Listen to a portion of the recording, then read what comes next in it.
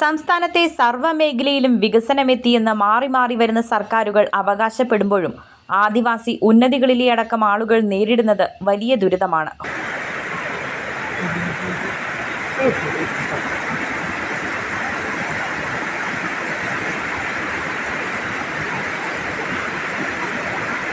ആയുസിന്റെ ബലം കൊണ്ട് മാത്രമാണ് മാലയപ്പന് ജീവൻ തിരികെ ലഭിച്ചത്.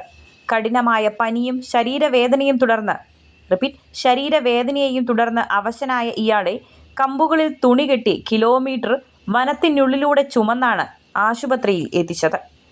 ഞങ്ങൾ ഇടമലക്കുടിയിലാണ് താമസിക്കുന്നത്. അത്യാവശ്യത്തിന് വണ്ടി സൗകര്യമൊന്നും ഇല്ലാത്ത ഒരു മേഖലയാണ്. നടപ്പാതയിലാണ് ഞങ്ങൾ നടക്കുന്നത്. സാധനം മേടിക്കാൻ വരണമെങ്കിൽ നടന്നു തന്നെ വരണം. അത്യാവശ്യം റോഡില്ലാത്താണ് ഏറ്റവും കൂടുതൽ. ഇന്നലെ പോലും ഇങ്ങനെ സംഭവം ഉണ്ടായി.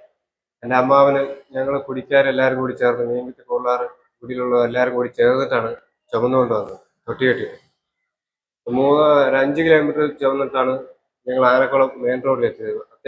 അത്യാവശ്യം ജീപ്പും ബസ്സൊക്കെ വരുന്ന റോഡാണ് ആനക്കുളം. ആനക്കുളത്ത് നിന്നൊരു 4 കിലോമീറ്റർ ദൂരമേ ഉള്ളൂ മീൻകുത്തിക്ക് പോകാൻ.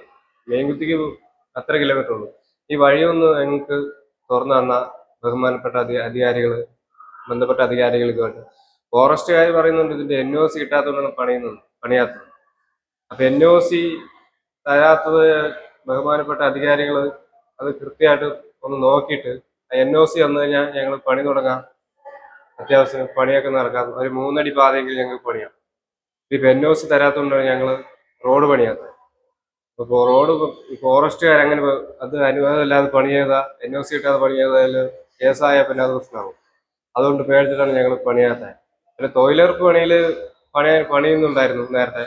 ഇപ്പൊ അത് തൊഴിലുറപ്പ് വരാത്തതുകൊണ്ട് തൊഴിലുറപ്പ് പണിയുന്നില്ലായിരുന്നു. ഗൂഡല്ലൂർകുടിയിൽ നിന്നും ആനക്കുളത്തേക്കുള്ള 5 കിലോമീറ്റർ റോഡ് യാഥാർത്ഥ്യമായാൽ പ്രശ്നത്തിന് പരിഹാരമാകുമെന്നാണ് പ്രദേശവാസികൾ പറയുന്നത്. ഇതിനായി പഞ്ചായത്ത് 10 കോടി രൂപയുടെ എസ്റ്റിമേറ്റും തയ്യാറാക്കിയിട്ടുണ്ട്. വനവകുപ്പ് ഉൾപ്പെടെ തടസ്സം നിൽക്കുന്നതിനാൽ വിവിധ വകുപ്പുകളുടെ ഏകോപനത്തിലൂടെ മാത്രമേ പദ്ധതി നടപ്പിലാക്കാൻ കഴിയൂ.